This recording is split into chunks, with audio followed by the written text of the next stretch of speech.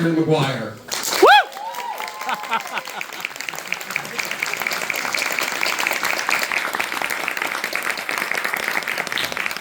He is the world famous author of Egg and Spoon. And this little book called Wicked. And we are here tonight to celebrate the publication and debut of ELPHIE.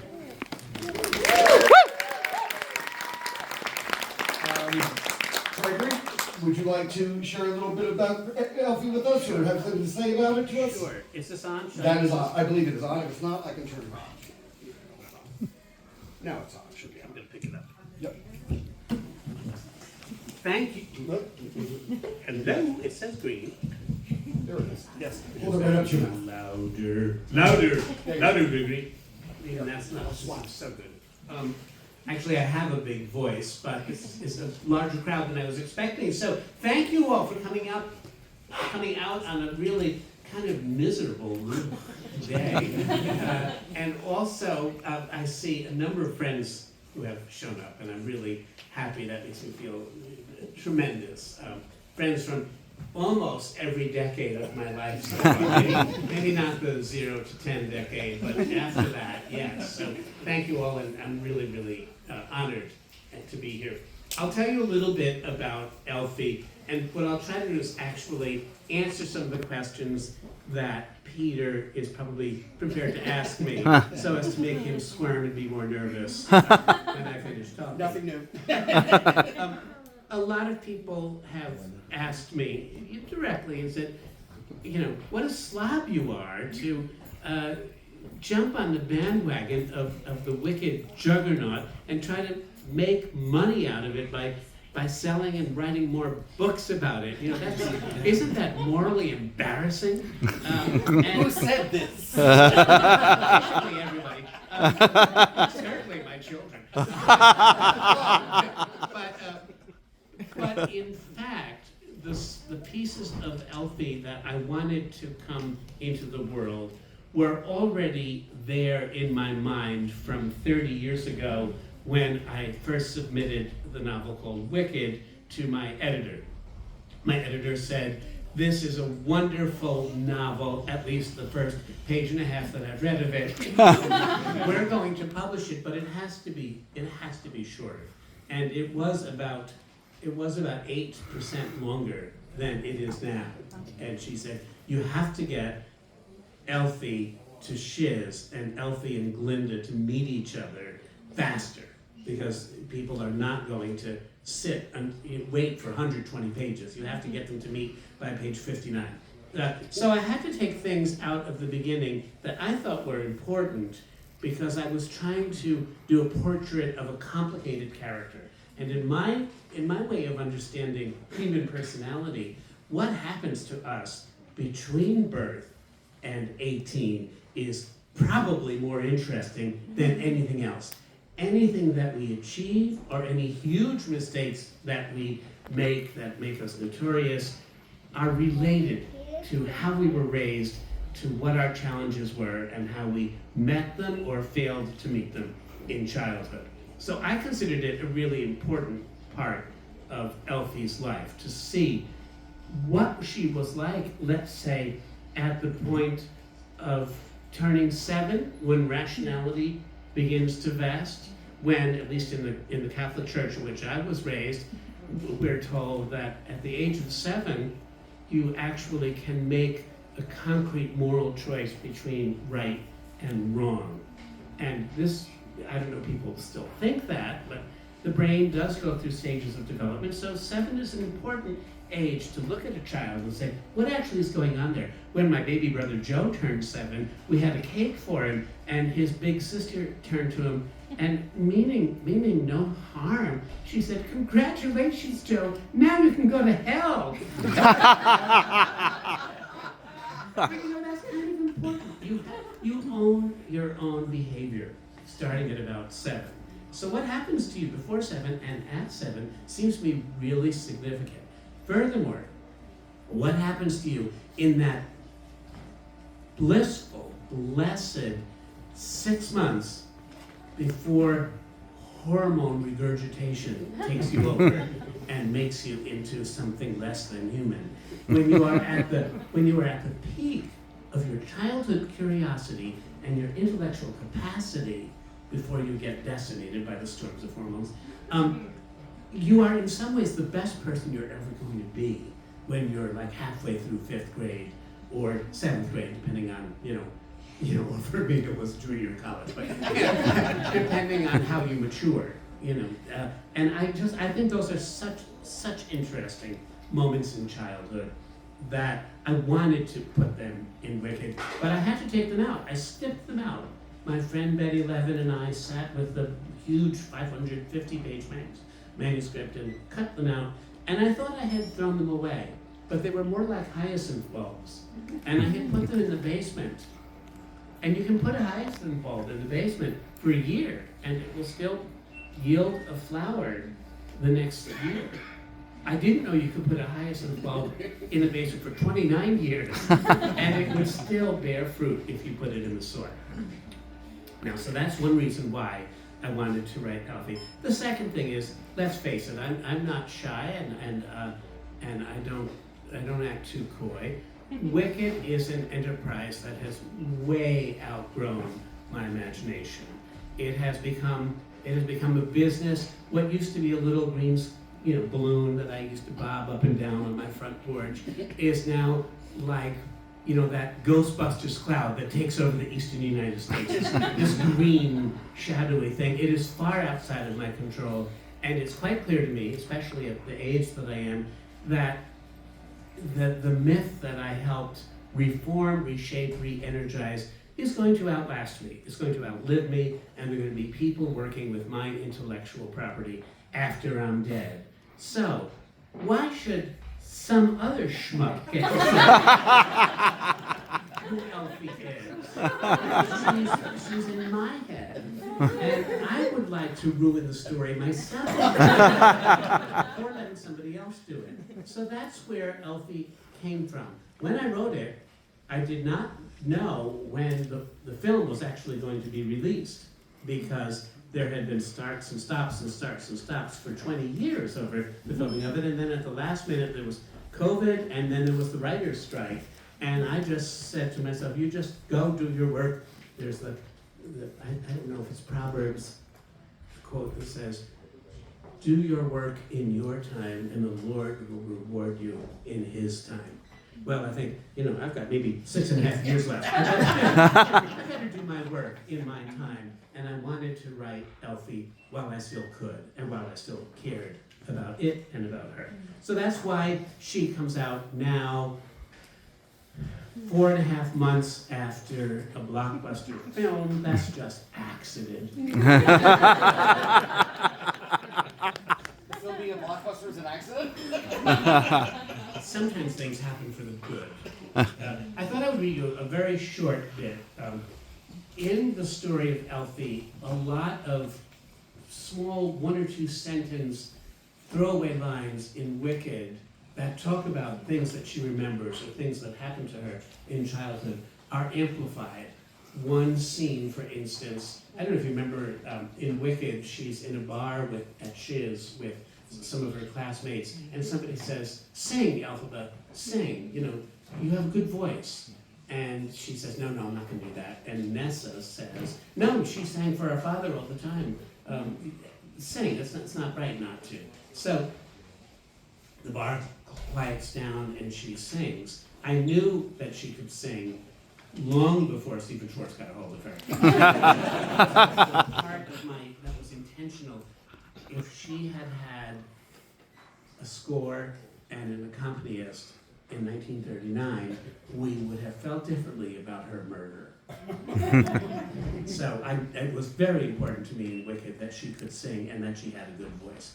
So I wrote that she had sung for her father, who was not the governor of Munchkin Land, as the film and play have it, but was a minister and operating among the heathen, as he thought of them.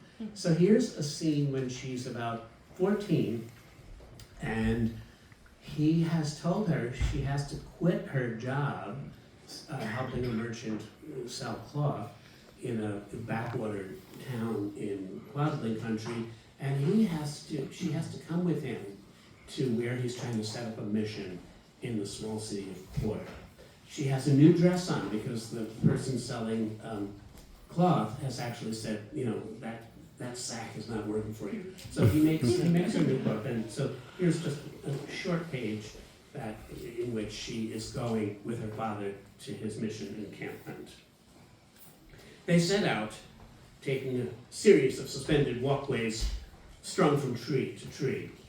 Think of Louisiana Bayou, think of Vietnam, it's like that kind of, not the Bayou of Vietnam, all that alike, but conflate, atom break a little bit. You can do it. It's good to stretch your muscles. Elphie is a sight, she supposes, even discounting the ignominy of her skin color. I feel like a walking tree trunk, she complains. This column of broadcloth, it's so stiff and unnatural. How did our mothers stand it? She often went without, said Trex shortly, then clarifies. I mean to say there was little call for formal wear during our time as missionaries. At the edge of the student lodge, it's kind of a festival or a fair that day. A few musicians are amusing themselves with bizarre stringed instruments shaped like crossbows. The good people of Uggles are arriving with flagons and posies and baskets of food for a midday meal. There's an air of harsh merriment. Small circles of dancers begin to revolve. Nothing orchestrated, everything impromptu. Frex scopes out the venue, that's her father, and tells Elphie they will mount the steps on the side veranda of the lodge, around the corner. This vantage point doesn't face the main gathering directly, but perches at an angle to it. Beyond the floorboard stretches a grassy verge, broad enough for a crowd to gather. Frex then says to Elphie, "You're going to sing when I tell you to." "You're mad." She smiles at him out of panic. "I can't possibly." "You'll do as you're told. We've reached the end of our resources. We'll have to throw ourselves on the mercy of the public for their charity if we don't begin to make good. The unnamed God expects no less than our utmost. Start with the hymn we used to sing in the canoes. Tender us tenderness. I know you know it. But that's in Osage. These people speak Kaati. Trust me and follow my lead, or you'll be sorry, my girl." When around the corner, meadow music breaks off for a moment, and a bit of noisy chatter erupts in the interval, Frex nods at her. Elphie does as she is told. "Louder," he says. "You're summoning people." She flings out an arm at the empty sports meadow before the veranda, daring him to notice nobody there. "Louder!" Then, as the anthem climbs the bridge to the second chorus, which unfolds on a higher platform of melody, her voice flutes through it somehow. It has found its altitude. It unspools from her throat more naturally. Her mother's stiff dress holds her in place and stops her from fleeing, even while a few residents of Uggles round the corner of the lodge to see what human creature is making this sort of sweet thunder out of her own mouth. When she is finished, Frex delivers an invocation to the deity, failing to mention which specific deity he has in mind. It doesn't matter that the lyric is anything but devotional. The syllables make pleasant nonsense in the air. The melody is jauntily off the beat, more people approach, and then Frex has them where he wants them. He begins to stake a claim in Uggles at last, with Elphie as a spiritual lure, a reward. And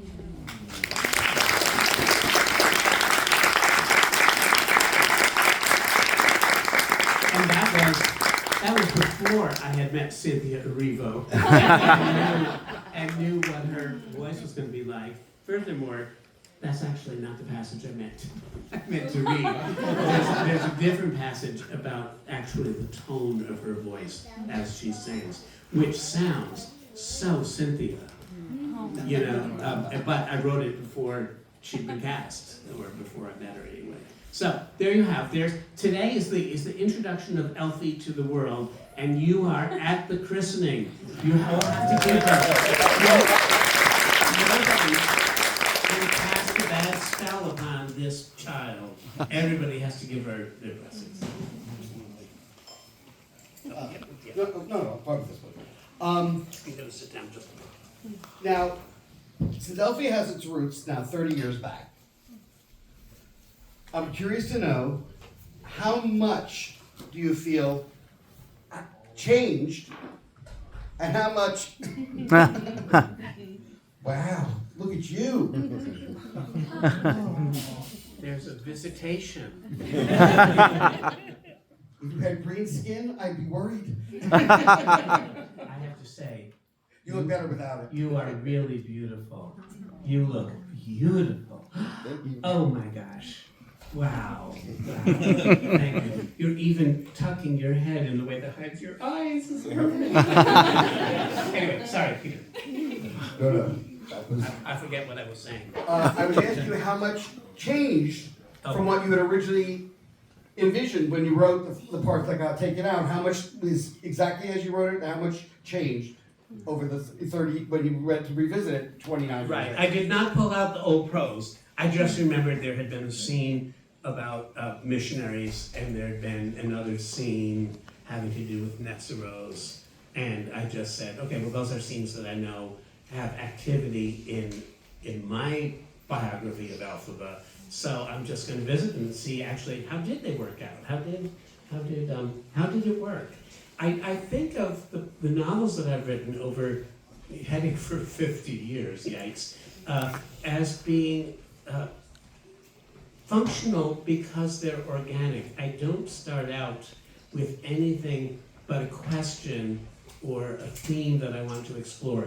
I never start out with plots, and I don't make beads on a string in my mind about first this, then that, then the other.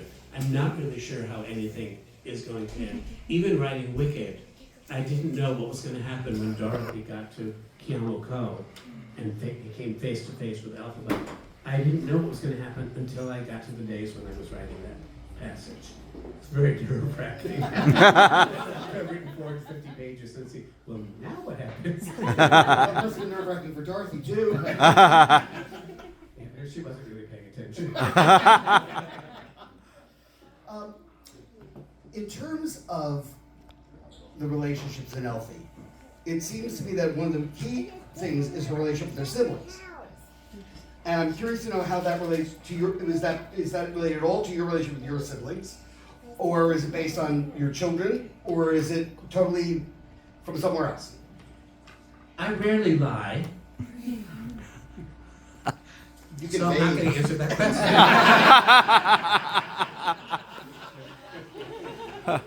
You evaded, okay, fair enough. What did you find, what was the greatest challenge in terms of when you had to write this book? Obviously it had to be true to everything you'd written afterwards. Right. What was the greatest challenge in that when writing this? The greatest challenge in doing any of this since Wicked was published 30 years ago this year is that I know I have the picture in my head of Elphie as she appeared to me in the 90s. And superimposed upon her are the images of Idina Menzel as Elphie and Winnie Holtzman's language and Stephen Schwartz's melodies and language for her. And on top of that now are Cynthia Erivo, not to mention all the wonderful actresses who played Elphie that I've seen. I've probably seen about 15 or 20 of them, or maybe even more. I have all that. I can't really think. Well, did you ever, when you were little, none of you here except maybe my high school friend is old enough to remember this, but there was a product from General Mills, I think, called Jello 123. Oh yes, I'm old enough to You're remember old. that. Jello 123 was this kind of embarrassing chemical composition where you put things in the oven and then in the fridge, and they would like striated like oil and water, and they came out foam, and they came out marble, and they came out something else. And when we made it, it always came out Jello 1.5. But never mind about that. I think that in my own head, Elphaba is like Jello 1 to 500. There are so many castings upon my own imagination of who Elphaba is in other people's minds, and I have to do a kind of job that's a little bit binary. I have to both acknowledge that for people, and also I have to deny it too. I have to keep claim on my Elphaba such as I see her, so that she can seem legitimate to people who have known her through the books. At the same time, what fun it is occasionally to throw in a few words that evoke the play, or evoke Kristen Chenoweth or Idina Menzel. In one later book about, I don't know if it was Son of a Witch, maybe it was Out of Oz, I don't know. I had a scene with Glinda, and she's sitting in her parlor, and I have her, I just have her flex her heel. And for those of you who remember Kristen Chenoweth in Broadway, when she first rolled onto the stage as young Glinda, sitting on her pyramid, her ziggurat of suitcases, and she's singing that melismatic, coda to the song about shiz, she actually ended the last note with a little heel flex. And so that's why I put it in the book. And I think there's only one person in 200,000 who might actually know that I'm nodding, I'm waving my foot at Kristen Chenoweth. But it's become part of my picture of Glinda too. Glinda is my Glinda. She's not Billy Burke, but she's not Kristen Chenoweth either. I have to both honor, embrace, and hold my ground too. And that is hard. Yes. Does that answer the question? Yes. Yeah. And by the way, in reference to music for Maggie, Margaret Hamilton, right. I don't think Margaret had the voice. Oh, I wish I had met her. I never did, but I had friends who did, and she was supposedly the loveliest person. Yeah. I've only heard wonderful things about her. She lives over here on Gramercy Park, you know. Oh, no, I didn't. Yeah. Right here in the neighborhood. She was a New York girl at the end, at least. Okay. With, before this book, you only went forward, Right, and Elphaba wasn't a part of it. right. Was it hard to get back to Elphaba, or was it like riding the bike? It just came back to you all at once. It was amazing, and I don't think of myself as a particularly skilled writer, but what you have to do is you have to Well, work. you're the only one in this room who doesn't. You have to work over and over again on the first paragraph, not even the first page. You work the first paragraph until it convinces you that you've tuned up your instrument, you're in pitch with yourself. And then you can go out and have a cigarette, the book kind of writes itself. And I mean that for many books that I've done, I might have spent 50% of the time getting the first page, first paragraph, first 3 or 4 pages, so that they convince me that it's being told and it's a thing. And then all I have to do is take dictation. I remember when I had a book called After Alice, which was an Alice in Wonderland story. And I thought, well, it's one thing to write about The Wizard of Oz. The Wizard of Oz is a wonderful story, but some would say it's not that great a book. It's a better story than it is a book. That's a whole conference. But Alice in Wonderland is a work of genius in the English language. I mean, Alice in Wonderland is up there with Shakespeare and Emily Dickinson. And, I mean, it's just brilliant. Oh, are you going now? Okay. We'll wait for you to come back. And I thought, I can't believe I'm going to have the temerity to try to write a story set in Oxford in 1865. You did have one advantage. You weren't working with John Steele. That is true.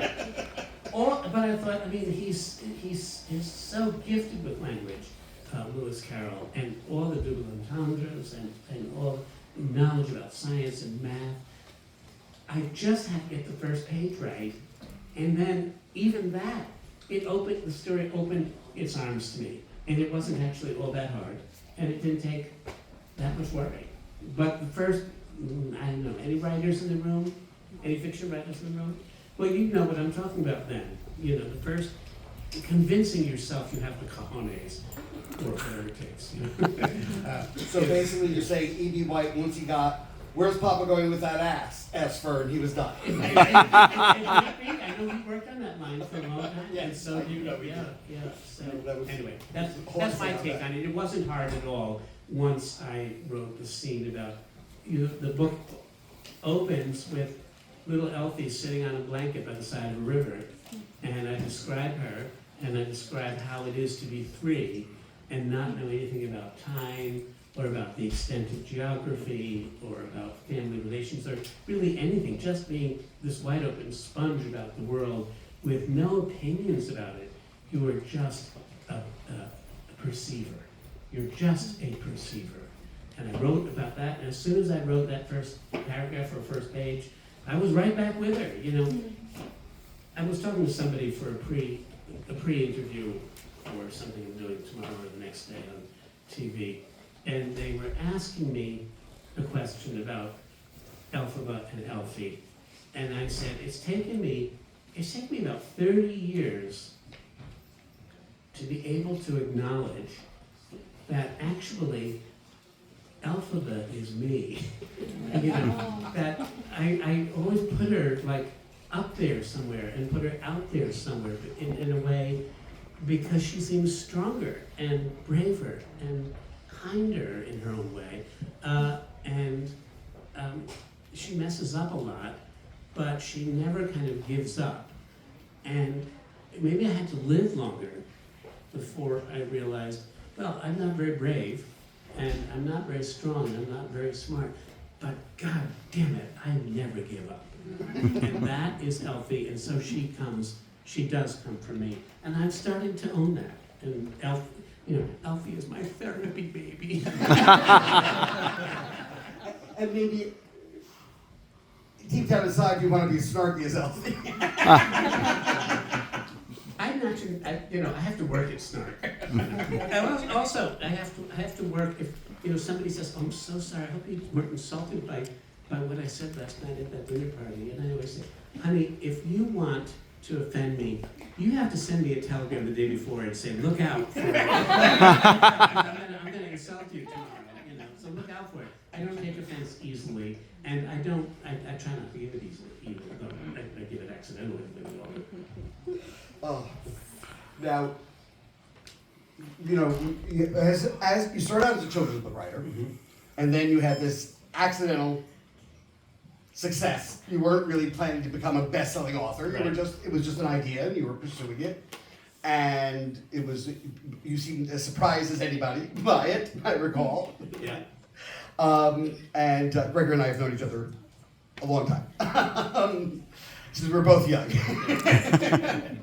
And I'm curious, I was just listening to you say, tomorrow when I'm going to be on TV. Could you have imagined 30 years ago? Oh yeah. Casually saying, when I'm going to be on TV tomorrow? No. I am capable of speaking with a microphone in my hand and capable of talking to people and actually liking them. I mean, I do genuinely like people. Rita's heard me speak any number of times. I'm capable of getting up and kind of being a public jerk. But, in fact, I am, in my heart, I'm a very private person. I almost went into a monastery. I'm a thoughtful person, and I went into writing books in part because I wanted to tend to my own character and my own society so I could figure out who I was before it was my time to leave. And so the business of having to be a public person is, I can do it because I'm Irish in the middle of 7 kids, but that doesn't mean that I like it, and it doesn't mean that it doesn't take a great deal out of me. So yes, I did not expect to be talking about Wicked 30 years later, or anything 30 years later. I didn't expect to be writing 30 years later. I wanted to go up in my attic garret, cold water, 4th floor walk up, and drink tap water for dinner, and sometimes serve with cocktail sauce on the sides because there's so much stuff in it that you could use a spear to take out. Anyway, I didn't expect to do well or to do anything. So it's been a learning curve for me too. I'm sure your kids appreciate the fact that you're not in the cold water garret. I'm curious, when you wrote ELPHIE, when you first created ELPHIE, when you were it was back before you were a father. Right. Now you are a father, and you've watched your 3 children grow up. Right. Did that influence or change anything in how you approached her story in ELPHIE? I don't think that it did, but what did happen is that at the end of the 4 books that make up the Wicked Years series, because there are 4. There's Wicked, Son of Witch, Alignment Men, Out of Oz. Out of Oz, I really named it Out of Oz because I wanted to suggest, not just like it was out of Africa, out of the farm in Africa. I wanted to suggest, honey, we're out of milk, we're out of cash, we're out of Oz. There's nothing left. I'm sick in that bucket, and there's nothing left in that.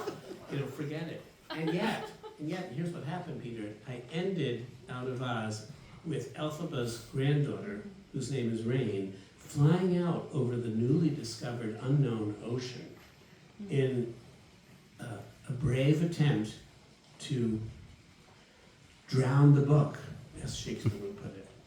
Drown my book, and get rid of the Grimmery, take it out of Oz for all time. That's where I left the story. That's where I left Rain, unmagicked and evacuated from the nation. How many years happened? 10 years happened. My daughter grew up, and COVID happened. And my daughter had to come home from college and take the second half of her first semester in college from the safe position, snuggled under her Kermit the Froggy blankie, and suddenly my concern for her health and for the health and well-being of all kids that age kind of relit the fire in that particular furnace. I needed to find out what happened to Rain. I didn't need to save her. I don't believe in doing that. But I just had this appetite that I had to know. So yes, having children and caring about them does at least keep the active engagement with young characters alive. In that way, I would say yes, there has been that. And then there were 3 books about Rain and how she left Oz and how she came back to Oz and what happened next. First, when you were talking about Out of Oz and you were going to end it and how you ended the series, all I could think of is, yeah, and Bob tried that also at the end of Emerald City. Conan Doyle threw holes on Price of Mock Falls. It's true, but as I understand it, neither Baum nor Conan Doyle had as smart financial advisors as I had. Baum definitely didn't. I have not had to go back to the well because I needed to earn money. Yes. I've been frugal and thoughtful. But And you got Stephen Sondheim and Stephen Schwartz to write a musical. But I do, the story has snares and prickers and verdicts in the mind, and it catches there, and it's still there. People have asked me already, well, this is your 8th book set in your Oz, what's coming next? And the minute I make a joke about something, it will stop being a joke. So I have to be cautious about that. Yes, well, I'm not asking about that for just that reason. It's been a 30-year voyage for you with ELPHIE, ELPHIE, Oz, Wicked, all of it. And what would you say has been the greatest joy of it, and what has been the biggest disappointment of it? If you want to say don't want to say the latter, that's okay. Well, I will definitely. There's been almost no disappointment. The greatest joy is a story that I've told before in public and possibly in this room. And it doesn't have to do with my own writing or the reaction to my own books, which has been considerably warm. and constant over 30 years in terms of people contacting me and telling me heartbreaking stories about, things that happened to them in their lives, for which Wicked particularly was a lifesaver. And I know that they're not making this stuff up. But when Wicked, the play, opened 23 years ago, I went to the Gershwin Theater when it had been running for about 10 weeks to be at the launch of the Broadway cast recording album, which was just coming out in CD form.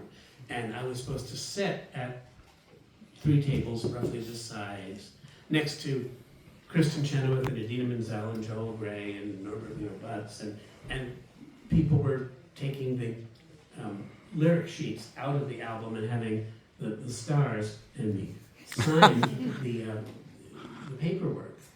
And I watched people go through the line, and I realized after a while, nobody really cares about getting my signature.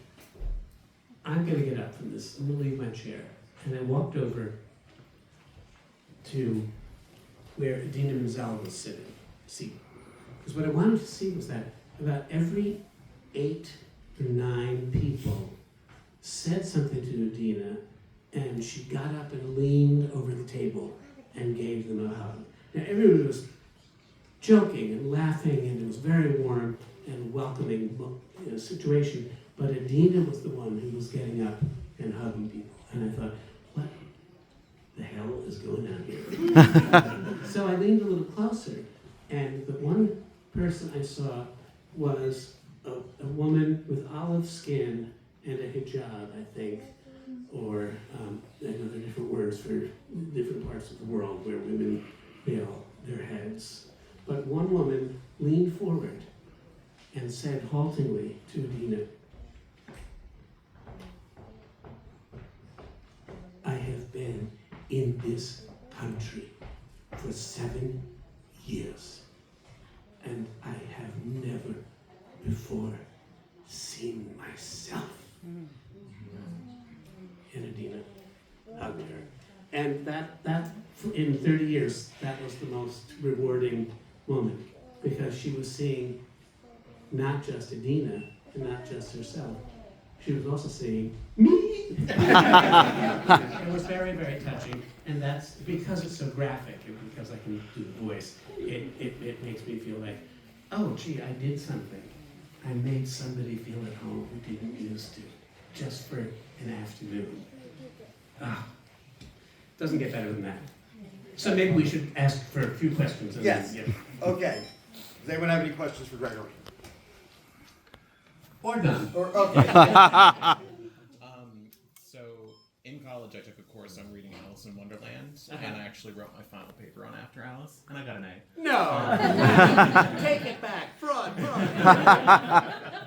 I wanted to ask, with all of the wonderful books that you've written, is there a story that you really want to tell but haven't gotten the chance to yet? Well, I've worked so hard that I've told most of my fears that I've told most of the stories that I have. I had a very good friend, and some of you may have read her work, Jill Peyton Walsh, English writer who's now dead. And toward the end of her life, when I'd see her once a year in England, I'd say, Jill, what are you working on? And she'd say, Gregory, the lights are going dark in the back of the mind. That chamber that I used to go to, where there were always living story ideas for me to harvest and bring forward and work on. I can open the door still, but I can't see what's there. And it may be that there's nothing viable there. I'm not there yet, but I recognize that if you've worked and done 42 books in 47 years, whatever I've done, that you actually have harvested an awful lot of what means something to you. And since I don't want to repeat myself, I don't know what's yet. I've used up most of what there is. Do you remember that E.M. Forster had a quote that, I don't have it verbatim, but he says something like, at any possible set of pearly gates, when I'm questioned about my life, my defense will be, I was only trying to use up and connect everything that had been given me. And that's, I think, what I have tried to do too. But after you finish the puzzle, What do you do, throw it on the floor, start again? so I don't think there is too much that I can think of that I want to do next. Though I do have a couple of ideas. I was gonna say, I'd be amazed if there weren't a few. Anyone else? Yes. So I know I've talked to you a lot about the Oz fandom in the past, but I wanted to ask you specifically what it evokes for you that so many people are now finding the Oz fandom. Pretty much an entire generation of people are going to find Oz through your work. Well, nice to see you, by the way. I didn't recognize you until about halfway through. You saw when my eyes went ka-ching, like the cash register. Oh, I recognize you too. One thing that happened this fall that has startled me and pleased me is that a number of responsible film reviewers decided before going to see the Universal film, Part 1, Wicked, they would read the book. Maybe they'd read it before, or maybe they'd read the first page and a half and said, no, this is definitely not for me. But people sat through it and read it, and there are 2 or 3 solid state reviewers from reputable journals who said, what we need to say about this movie is in relation to Maguire's prophetic novel. 30 years ago, they were not calling it a prophetic novel. 30 years ago, I actually thought it was a little retro. But here we are, in the world in which we find ourselves, where we need to find our voice, and to train it, and goddammit to use it, and to make change as we can. If Wicked, 30 years on, has the capacity to make a clarion call across the decades and across the generations to say what I believed 30 years ago, which is that what you do matters, then I am grateful to have hung around for this long. Amen.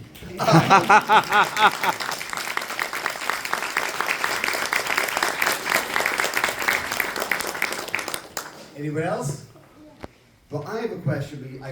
We talked before. We were talking about some of our favorite authors while we were standing over there, and I brought up Diana Wynne Jones, and you told me you had a story you wanted to share with all of us about meeting Diana. Well, this can be the last story before we do the signing, because in fact it also is a crystallization of where we are perched on the cusp of history in March 2025, and we don't know which way things are going to fall out, let's call it. Diana Wynne Jones is somebody I only knew a little bit. If you don't know her, she's the author of Howl's Moving Castle, which was made into a great film by, I never know, remember his name. What is it? Miyazaki, right. The book is different than, and I think in some ways better than, that wonderful film. It's a great film, but the book is even better, as books so often are. And has 2 sequels. And yes, it does. Anyway, she's a wonderful writer of fantasy, and she deserves to be better known. She's up there with P.L. Travers and Susan Cooper and J.K. Rowling, a really wonderful person. She's dead. She had a huge, I don't know, you call it a hedge of black witchy hair. I mean, it was like Cher times 3. It was like all those 3 Chers on Broadway all standing together. So much hair. And I had invited her to speak at a conference in Cambridge, Massachusetts. I took her out to dinner at a Cambridge restaurant the night before the night of her talk, or maybe the next night, I don't know. We're sitting at a table, small table for 2, very intimate, très intime. And she says, I have the worst luck in the world. And I say, oh really? Everything that happens to me always seems to happen for the best. And she said, well, it'd be really interesting to find out if, and just then the waiter arrived to drop our plates at the table, and he bumped into this huge urn at the table next to us with about 8 feet of fronds and ferns and sticks, and the urn wobbled massively. This way, that way, this way, that way. And we just stared at each other like, is your bad luck going to be stronger than mine? And I will leave you to guess which was the answer. Thank you, everybody.